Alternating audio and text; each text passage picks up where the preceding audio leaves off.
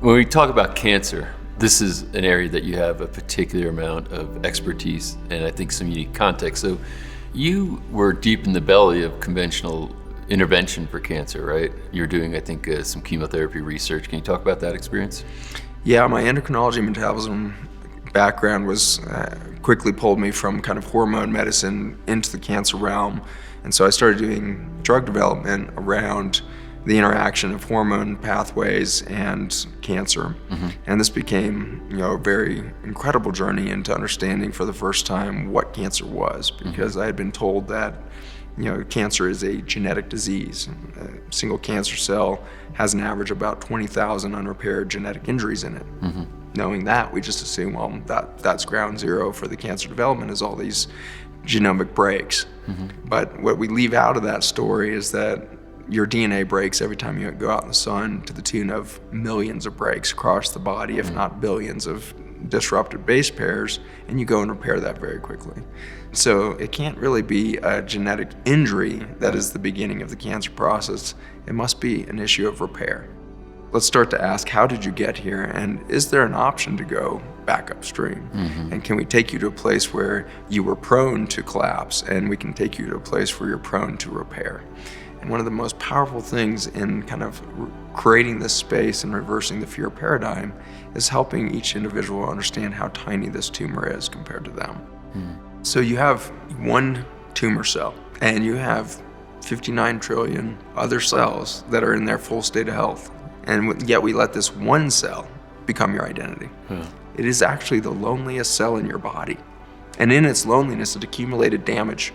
It got so damaged it could no longer kill itself, which is a natural defense mechanism. All it can do is replicate. So now you have a damaged lonely cell replicating, and we call that a tumor.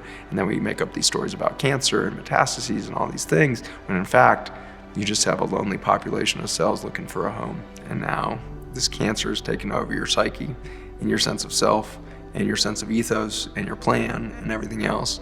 And so to help somebody kind of laugh for a moment and be like, oh my gosh, I've got this vast ecosystem, this vast universe of self. And now whatever we reach for has some capacity to do something profound.